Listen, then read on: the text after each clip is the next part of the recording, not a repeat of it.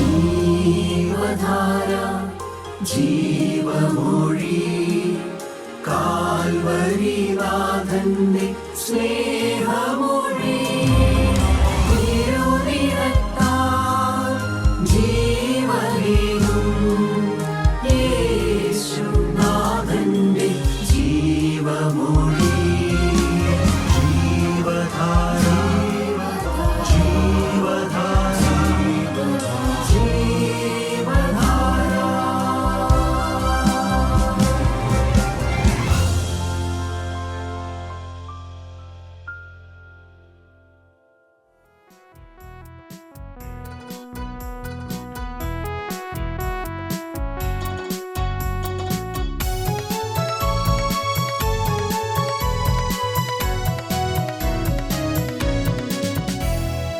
ആരോ കഷ്ടം കഴിയും ഏഴാമത്തേതിലും കാക്കും. ആരോ കഷ്ടം കഴിയും ഏഴാമത്തേതിലും കാക്കും. തിന്മ തൊടാതവൻ നന്മയാൽ കാത്തിടും. തിന്മ തൊടാതവൻ നന്മയാൽ കാത്തിടും. വൻ കൃപയിൽ ദിനവും വൻ കൃപയിൽ ദിനവും കഷ്ടങ്ങൾ തീർന്നിടാൻ പ്രതിഫലം ലഭിക്കാറായി. കഷ്ടങ്ങൾ തീർന്നിടാൻ പ്രതിഫലം ലഭിക്കാറായി. എൻ സാക്ഷിയങ്ങ് സ്വർഗത്തിലും എൻ ജാമ്യക്കാരൻ ഉയരത്തിലും. എൻ സാക്ഷിയങ്ങ് സ്വർഗത്തിലും എൻ ജാമ്യക്കാരൻ ഉയരത്തിലും. യേശുക്രിസ്തുവിൻ്റെ പരിശുദ്ധമായ നാമം മഹത്വപ്പെടുമാറാകട്ടെ. മർക്കോസിൻ്റെ സുവിശേഷം 7-ാം അധ്യായം എൻ്റെ 35-ാമത്തെ വാക്യം നമുക്ക് വായിക്കാം. മർക്കോസ് 7:35. ഉടനെ അവന്റെ ചെവി തുറന്നു, നാവിന്റെ കെട്ടും അഴിഞ്ഞിട്ട് അവൻ ശരിയായി സംസാരിച്ചു. ദൈവത്തിന് സ്തോത്രം. കർത്താവായ യേശുവിൻ്റെ അടുക്കൽ ഒരു ബാലനെ കൊണ്ടുവന്ന കാര്യമാണ് പറയുന്നത്. അവന് സംസാരിക്കാൻ കഴിവില്ല, കേൾവിയുമില്ല. കൊണ്ടുവന്ന ആ ബാലൻ്റെ അടുക്കൽ കർത്താവ് എന്ത് ചെയ്തു? അവൻ്റെ അടുക്കലേക്ക് ചെന്നിട്ട് അവൻ്റെ 2 ചെവിയിലും കൈയങ്ങിട്ടു. തുറന്നു വരിക എന്ന് പറഞ്ഞു. കർത്താവ് പറഞ്ഞു കഴിഞ്ഞപ്പോൾ സംഭവിച്ച കാര്യമാണ്. അവൻ എങ്ങനെ സംസാരിച്ചു? ശരിയായി സംസാരിച്ചു. പ്രിയപ്പെട്ടവരെ, എന്തിനാ കർത്താവ് ചെവിയിൽ വിരലിട്ടത്? ആ സംസാരിക്കാനും കേൾക്കാനും കഴിവില്ലാത്ത ഒരു കുട്ടിക്ക് ആംഗ്യ ഭാഷ മാത്രമേ മനസ്സിലാവുകയുള്ളൂ. ആംഗ്യ ഭാഷ അതാണ് കർത്താവ് കാണിച്ചത്. ചെവിയിൽ ഇങ്ങനെ വിരലിട്ട് കാണിച്ചു. ഞാൻ എൻ്റെ ചെവി തുറക്കാൻ പോവുക എന്നാണ് പറയുന്നത്. ഞാൻ നിൻ്റെ ചെവി തുറക്കാൻ പോവുക. കർത്താവിന് വിശ്വാസം കൊടുത്തു. ഞാൻ ഇവിടെയാണ് പ്രവർത്തിക്കാൻ പോണേന്ന്, ഞാൻ ഇവിടെയാണ് തൊടാൻ പോണേന്ന്. കർത്താവ് ആ ബാലന് അവൻ്റെ അറിയാവുന്ന ഭാഷയിൽ കർത്താവ് മനസ്സിലാക്കി കൊടുത്തു, മോനെ, ഞാൻ നിൻ്റെ ഇവിടെ ഇപ്പോൾ ഒരു അത്ഭുതം നടക്കുമെന്ന്. പ്രിയപ്പെട്ടവരെ, ജീവനുള്ള കർത്താവ് തൊടേണ്ടിടത്ത് തൊടുന്നവനാണ്. ഹൃദയത്തിലാണോ? രോഗമുള്ള ഭാഗത്താണോ? നാവിലാണോ? കണ്ണിലാണോ? എവിടെയാണ് തൊടേണ്ടതെന്ന് കർത്താവ് നിങ്ങൾക്ക് വ്യക്തമായി മനസ്സിലാക്കി തരും. എല്ലാവർക്കും സൗഖ്യമല്ല ആവശ്യം, എല്ലാവർക്കും ഒരു രോഗസൗഖ്യമല്ല ആവശ്യം, എല്ലാവർക്കും ഒരു പരീക്ഷാവാസങ്ങളല്ല ആവശ്യം, എല്ലാവർക്കും കുറച്ച് പൈസയല്ല ആവശ്യം, എല്ലാവർക്കും ഒരു കടമാറലല്ല ആവശ്യം. മനുഷ്യരുടെ ആവശ്യം അറിഞ്ഞ് മനുഷ്യർക്കത് എവിടെയാണ് മോളെ ഞാൻ നിനക്ക് തൊടാൻ പോകുന്നത് മനസ്സിലാക്കി കൊടുത്തുകൊണ്ട് സംസാരിക്കുന്നവനാണ്, ഇടപെടുന്നവനാണ് കർത്താവായ യേശുക്രിസ്തു. എൻ്റെ പ്രിയപ്പെട്ടവരെ, അവൻ ശരിയായി സംസാരിച്ചു എന്നാണ് എഴുതി വച്ചിരിക്കുന്നത്, അല്ലേ? അവൻ ശരിയായി സംസാരിച്ചു. ഒന്ന് ഓർത്ത് നോക്കുക, നിങ്ങൾ ശരിയായി സംസാരിക്കുന്നവരാണോ? ഒന്ന് സംസാരിക്കാത്ത ഭേദമല്ല, ഇച്ചിരിയും കൂടെ സംസാരിക്കണമെന്ന് പറയും. അതല്ല ചോദിച്ചത്.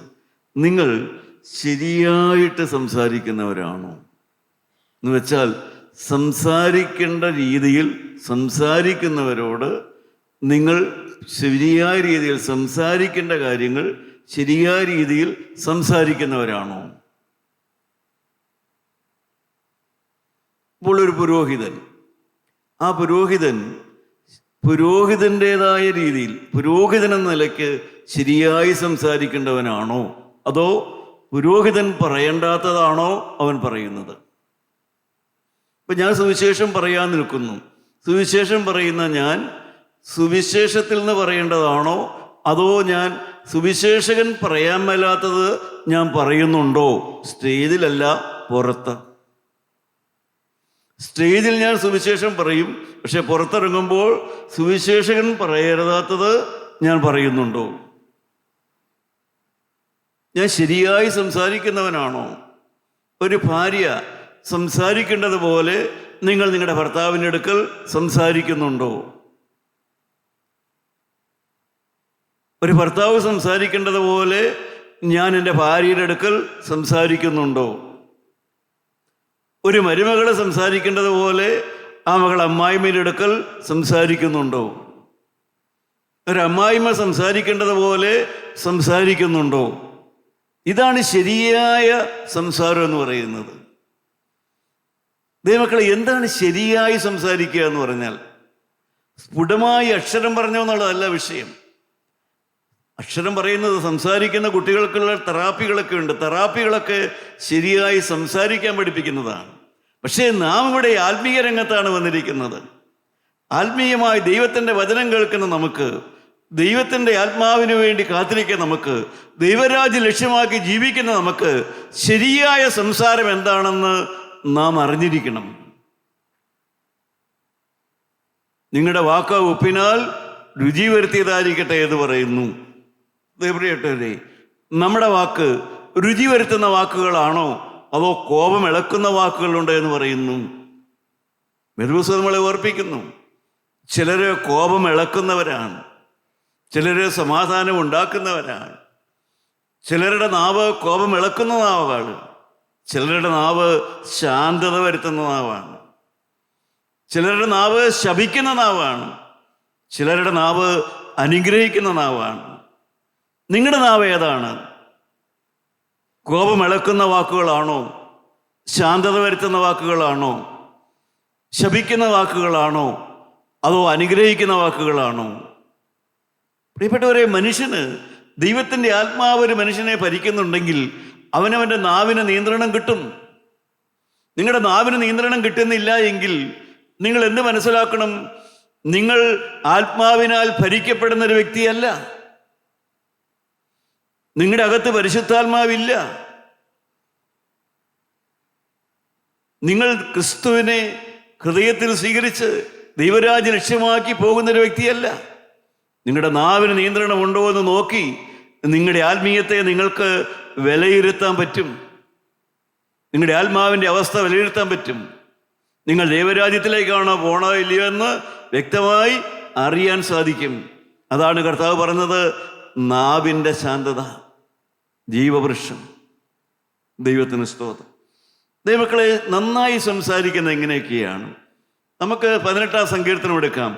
4, 5, 6 വാക്യം വായിച്ചു നോക്കാം. 18-ാം സങ്കീർത്തനം 4, 5, 6 വാക്യം വായിച്ചു നോക്കാം.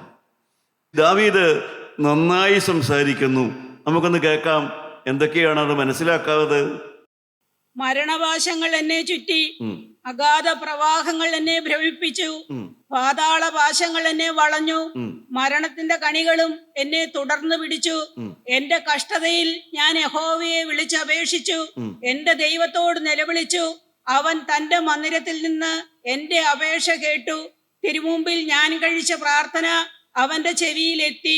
ദൈവത്തിന് സ്തോത്രം. ദാവീദ് പറയുകയാണ്, മരണപാശങ്ങൾ എന്നെ പിടിച്ചു, അഗാധ പ്രവാഹങ്ങൾ എന്നെ വളഞ്ഞു. പ്രിയപ്പെട്ടവരെ, ദാവീദിന്റെ ഏതെങ്കിലും ഒരു പ്രത്യേക സമയത്തെ കാര്യങ്ങളല്ല ദാവീദ് പറയുന്നത്. ദാവീദിന്റെ ജീവിത അനുഭവമാണ് ദാവീദ് പറയുന്നത്.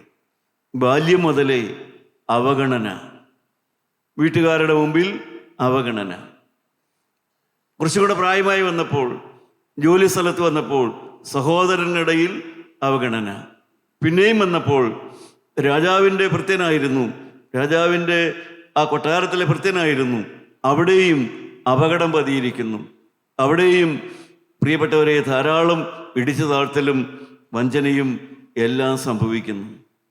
ദാവീദ് പറയുകയാണ്, അഗാധ പ്രവാഹങ്ങൾ പോലെ മരണപാശങ്ങൾ എന്നെ പിടിച്ചിരുന്നു. മരണം മരണം മരണം മരണം അതിങ്ങനെ എൻ്റെ ജീവിതത്തിൽ ഇങ്ങനെ ഓരോരോ പടിപടിയായിട്ട് മരണത്തിൻ്റെതായ സാഹചര്യങ്ങൾ ഇങ്ങനെ വന്നുകൊണ്ടിരുന്നു. അവഗണന ഇങ്ങനെ വന്നുകൊണ്ടിരുന്നു. ഇടിച്ചു താഴ്ത്തൽ വന്നുകൊണ്ടിരുന്നു. മാത്രമല്ല, ഇതിനേക്കാൾ ഉപരി പാപപാശങ്ങൾ, പാപം ചെയ്യാനുള്ളതായ ആഗ്രഹവും ഹൃദയത്തിൽ ഇങ്ങനെ കയറി ഒഴുകി വന്നുകൊണ്ടേയിരുന്നു. ഒന്നിനും നിയന്ത്രണമില്ല. മരണഭയം, അപകടത്തിനെ കുറിച്ചുള്ളതായ ഭയം, പാപത്തിനോ നിയന്ത്രണമില്ലാതെ പാപചിന്തകളും ഹൃദയത്തിലേക്ക് വന്നുകൊണ്ടിരുന്നു. ദാവീദ് എന്ത് ചെയ്തു? ഞാൻ എൻ്റെ കഷ്ടതയിൽ യഹോവയോട് നിലവിളിച്ചു. അതാണ് ശരിയായ ഭാഷ. പ്രിയപ്പെട്ടവരെ, എല്ലാം ഇളകുന്ന ആ സാഹചര്യത്തിൽ, പാപത്തിലേക്ക് വീണുപോകുന്ന സാഹചര്യത്തിൽ, പ്രതികൂലങ്ങൾ എല്ലാം ഇളകി മറിയുന്ന ആ സാഹചര്യത്തിൽ ദാവീദ് ഓടിച്ചെന്ന് ആരോടെങ്കിലും, ഏതെങ്കിലും ഒരു പ്രവാചകനോട് എനിക്ക് വേണ്ടി ഒന്ന് പ്രാർത്ഥിക്കണം എന്നല്ല ദാവീദ് പറഞ്ഞത്. ഒരു പ്രവാചകന്റെ അടുക്കൽ നിന്ന് എനിക്ക് വേണ്ടി ഒന്ന് പ്രാർത്ഥിക്കണം എന്ന് ദാവീദ് ചോദിച്ചതുമില്ല. ദാവീദ് ആരോടും പ്രത്യേകിച്ച് കോപിച്ചതുമില്ല. കോപിക്കാൻ ധാരാളം കാര്യങ്ങളുണ്ടായിരുന്നു, പക്ഷെ ആരോടും ദാവീദ് കോപിച്ചതുമില്ല. പിന്നെ ദാവീദ് എന്ത് ചെയ്തു? ഞാൻ എൻ്റെ കഷ്ടതയിൽ യഹോവയോട് നിലവിളിച്ചു. അതാണ് ശരിയായ ഭാഷ. പ്രിയപ്പെട്ടവരെ, മനുഷ്യരോട് കോപിച്ചാൽ തീരുന്നതല്ല. ഇളകുന്ന സാഹചര്യത്തിൽ, പാപത്തിൽ പോലും വീണുപോയ സാഹചര്യത്തിൽ നാഥാൻ പ്രവാചകനെ ഒന്ന് എനിക്ക് വേണ്ടി പ്രാർത്ഥിക്കാവോ അതുപോലും ചോദിച്ചില്ല. ധൈര്യമായിട്ട് ചെന്ന് കർത്താവിൻ്റെ അടുക്കൽ ചെന്ന്, കർത്താവേ, ഇതെല്ലാം സംഭവിച്ചു, ഈ സാഹചര്യങ്ങളെല്ലാം സംഭവിച്ചു, അവൻ്റെ കഷ്ടതയിൽ യഹോവയോട് നിലവിളിച്ചു. എൻ്റെ പ്രിയപ്പെട്ടവരെ, അതാണ് നാവിൻ്റെ ശരിയായ ഭാഷ എന്ന് പറയുന്നത്. ഈ പ്രതികൂലങ്ങളും എതിർപ്പുകളും പാപവും എല്ലാം വരുമ്പോഴും ധൈര്യമായിട്ട് കർത്താവിൻ്റെ അടുക്കൽ ചെന്നിട്ട്, കർത്താവേ, അവൻ്റെ കഷ്ടതയിൽ യഹോവയോട് നിലവിളിച്ചു. ദൈവത്തിന് സ്തോത്രം. അതാണ് ശരിയായ ഭാഷ എന്ന് പറയുന്നത്. അതുകൊണ്ട് ആരോടെങ്കിലും പ്രാർത്ഥിക്കാൻ പറഞ്ഞ എളുപ്പമല്ല. നിങ്ങൾക്കറിയാം, അപ്പോസ്തല പ്രവൃത്തികൾ കാരാഗൃഹ പ്രമാണി ആത്മഹത്യ ചെയ്തു പോകുമെന്നുള്ള അവസ്ഥയിൽ അവൻ എത്തിപ്പോയി. ആത്മഹത്യ അല്ലാതെ ഇനി അവൻ്റെ മുമ്പിൽ ഒരു വഴിയുമില്ല എന്നൊരവസ്ഥയിലേക്ക് വരെ അവനങ്ങ് എത്തിപ്പോയി. ഒറ്റ ചോയ്സേ ഉള്ളൂ, കുടുംബമായിട്ട് അങ്ങ് ആത്മഹത്യ ചെയ്തേക്കുക. അതല്ലാതെ അവൻ്റെ മുമ്പിൽ ഇനി വഴിയില്ല. അത് വന്നപ്പോഴാണ് അവൻ നാവെടുത്ത് ശരിയായി ഒന്ന് സംസാരിച്ചു. സഹോദരന്മാരെ, രക്ഷ പ്രാപിപ്പാൻ ഞാൻ എന്ത് ചെയ്യണം? എൻ്റെ പ്രിയപ്പെട്ടവരെ, ശരിയായ സംഭാഷണം അതാണ്. രക്ഷ പ്രാപിപ്പാൻ ഞാൻ എന്ത് ചെയ്യണോ? ഇനി എനിക്ക് മുന്നോട്ട് പോകാൻ എന്താ വഴിയുള്ളത്? പൗലോസ് പറഞ്ഞു കൊടുത്തു, കർത്താവായ യേശുവിൽ വിശ്വസിക്കുക, എന്നാൽ നീ നിന്റെ കുടുംബവും രക്ഷ പ്രാപിക്കും. എൻ്റെ പ്രിയപ്പെട്ടവരെ, എല്ലാം ഇളകുമ്പോഴും ദാവീദിനെ പോലെ തന്നെത്താൻ ദൈവസന്നിധിയിൽ ഇരുന്നുകൊണ്ട്, കർത്താവേ, എല്ലാം സംഭവിച്ചു, എല്ലാം വന്നു, ഓടി നടക്കാതെ കർത്താവിൻ്റെ സന്നിധിയിൽ ഇരിക്കുക. ശരിയായ സംഭാഷണം എന്ന് പറയുന്നത് അല്ല കാരാഗൃഹ പ്രമാണിയെ പോലെ അറിയാൻ മേലെങ്കിൽ ആത്മഹത്യ ചെയ്യുകയല്ല. ഇനി എനിക്ക് വഴി ചോദിക്കുക. ദൈവത്തിന് സ്തോത്രം, ഞാൻ എന്ത് ചെയ്യണം? ദൈവത്തിന് സ്തോത്രം. യോനാ പ്രവാചകൻ മരണപാശങ്ങൾ പിടിപെട്ട പ്രവാചകനാണ്. എൻ്റെ പ്രിയപ്പെട്ടവരെ, നിങ്ങൾക്കറിയാമല്ലോ, നിനവേലേക്ക് പോകാനാ പറഞ്ഞത്. പക്ഷേ നിനവേക്കാരേക്കാൾ അനുസരണം കെട്ടവനാ ഇവിടെ നിന്ന പ്രവാചകനായിട്ട് നിനവേലേക്ക് പോകാനാ ദൈവം യോനായെ വിളിച്ചത്. പക്ഷേ പ്രസംഗം കേൾക്കുന്നവനേക്കാൾ അനുസരണം കെട്ടവനായിരുന്നു പ്രസംഗിക്കുന്നവൻ. പ്രസംഗം കേൾക്കുന്നവനേക്കാൾ അനുസരണം കെട്ടവനാ പ്രസംഗിക്കാൻ പോയത്.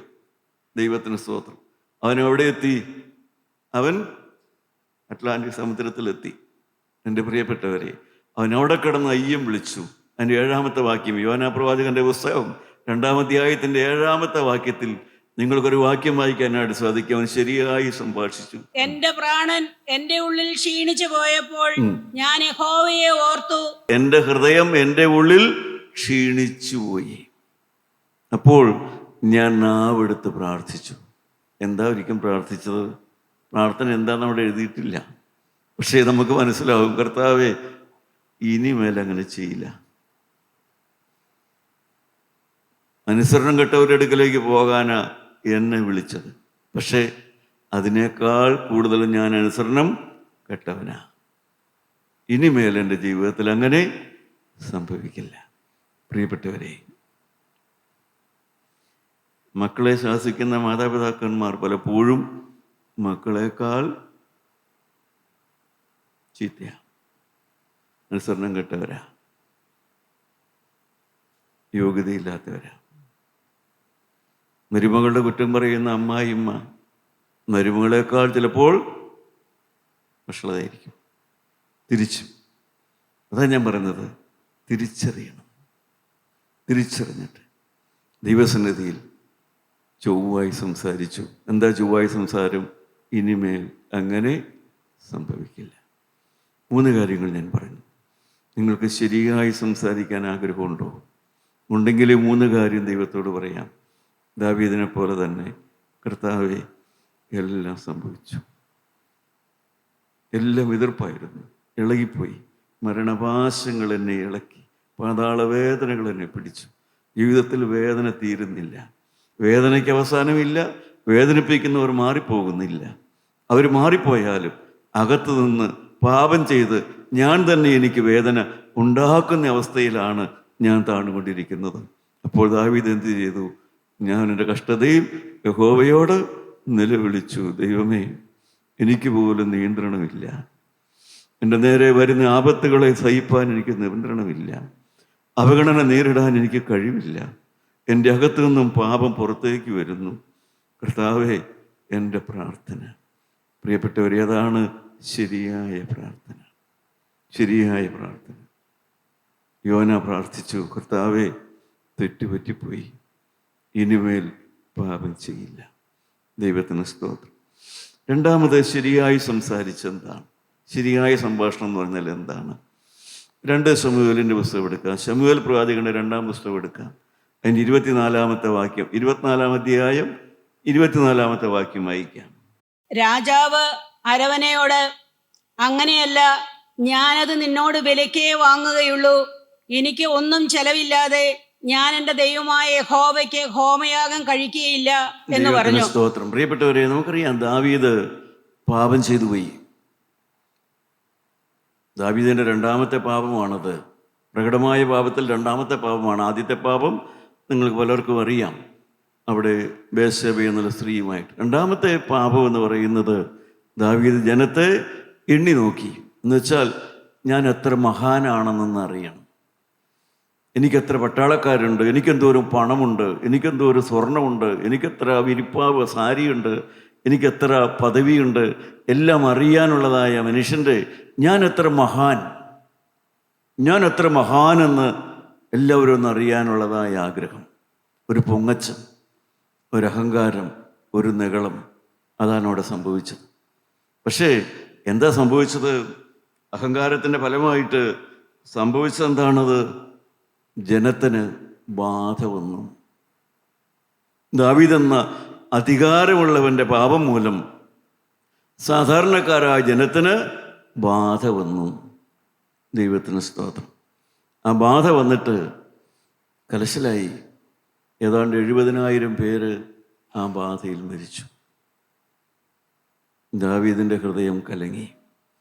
24-ാം അധ്യായത്തിൻ്റെ 10-ാമത്തെ വാക്യം വായിക്കാം. 24-10.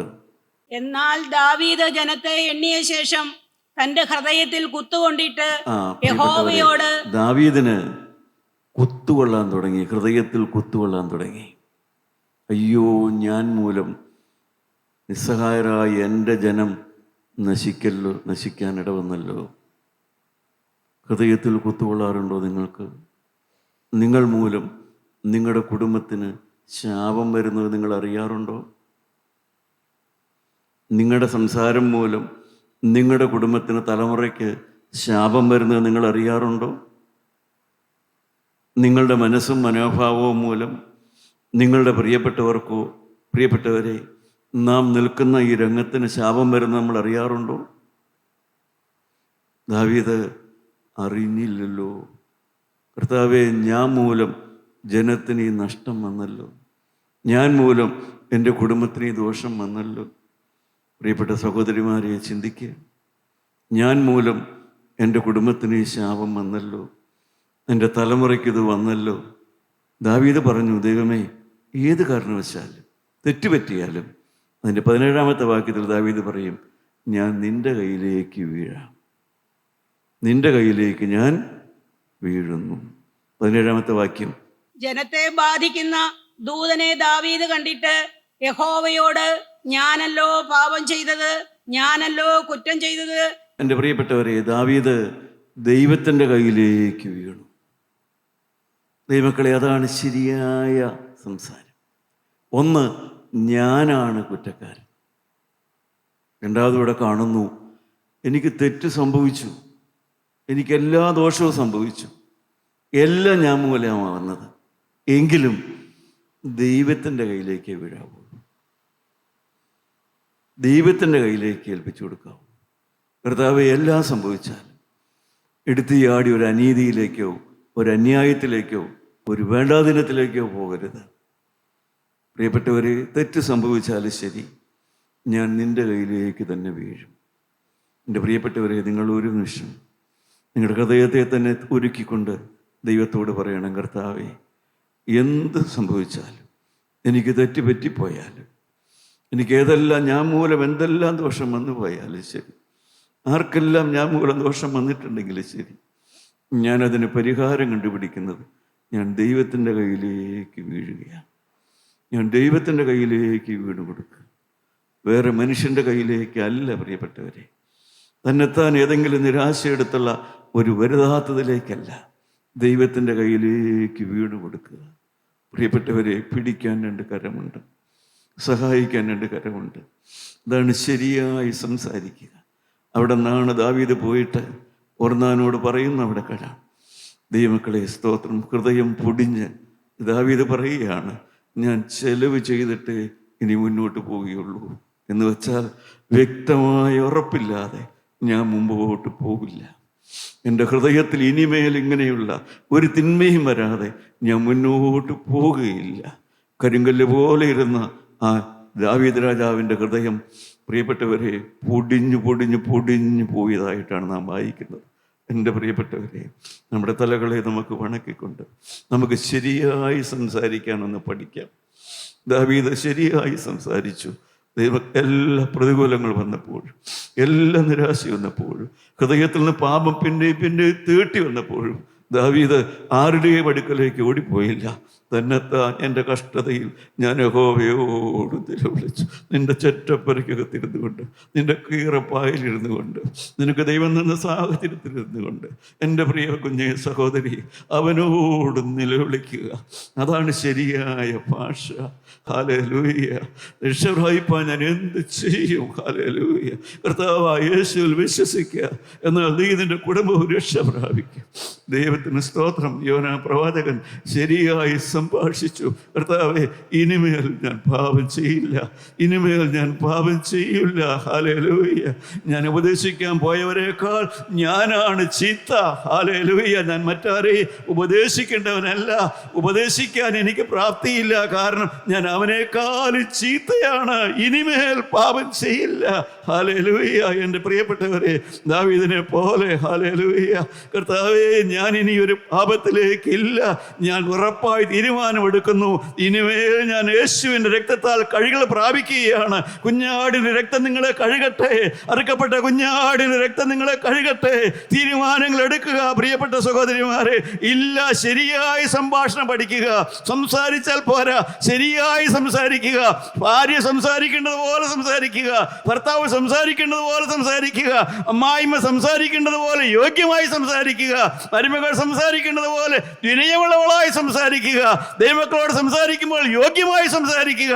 ആരുടെയും മുമ്പിൽ പൊങ്ങച്ചമില്ല, അഹങ്കാരമില്ല, നികളമില്ല.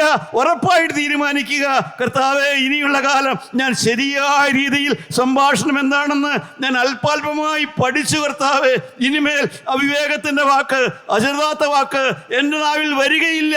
ചൊവ്വായില്ലാതെ ഞാൻ ഇനി സംസാരിക്കുകയില്ല. തീരുമാനമുള്ളെങ്കിൽ നിങ്ങൾ കരങ്ങൾ ഉയർത്തി ദൈവത്തെ സ്തുതിക്കുക, അവനോട് ഉടമ്പടി പറയുക. കർത്താവേ, ശരിയായ നന്നായി മാത്രം ഞാൻ സംസാരിക്കും, അരുതാത്ത ഞാൻ പറയുകയില്ല. ഞാൻ ആരെയെല്ലാം ഉപദേശിക്കുന്നു അവരെക്കാൾ ഞാനാണ് കുഴപ്പക്കാരൻ, ഞാനാണ് കൂടുതൽ ഭാവി. ഹല്ലേലൂയ. എൻ്റെ പ്രിയപ്പെട്ടവരെ, ദൈവം നിങ്ങൾക്ക് യോനായപ്പോടെ ഹൃദയം കിട്ടിയതുപോലെ ഒരു ഹൃദയം കിട്ടട്ടെ. ഇനിമേൽ പാപമില്ല, ഇനിമേൽ പാപമില്ല, ഇനിമേൽ അശുദ്ധിയില്ല, ഇനിമേൽ എഴുതാത്ത വാക്കില്ല, ഇനിമേൽ ശാപമില്ല, ഇനിമേൽ ശാപവാക്ക് പറയുകയില്ല. യേശുവിൻ്റെ രക്തം നിങ്ങൾക്ക് സഹായമായി വരട്ടെ. കരങ്ങളെ താഴ്ത്തിയിടാൻ നമുക്ക് പ്രാർത്ഥിക്കാം. ജീവനുള്ള ദൈവമേ, ശരിയായി സംസാരിക്കാൻ ഈ മക്കളെ നീ ഇനിയും പഠിപ്പിക്കണമേ. അവരുടെ നാവിലുള്ള അരുതായത്ത വാക്കുകൾ എടുത്തു മാറ്റണമേ. യേശുവിൻ്റെ രക്തത്താൽ അവരെ മുദ്രയിടണമെന്ന് അരുമയോ സ്നേഹത്തോട് പ്രാർത്ഥിക്കുന്നു. അരുമയോടെ കൃപയോടെ സങ്കടങ്ങൾ കേൾക്കണമേ, രോഗങ്ങൾക്ക് പ്രതി വരുത്തണമേ, കുടുംബത്തിൽ ശാന്തത വരുത്തണമേ. യേശു മൂലം പ്രാർത്ഥിക്കുന്നു. കൃപയോടെ കേട്ട് ഉത്തരം തരുമാറാകണമേ. ആമേൻ.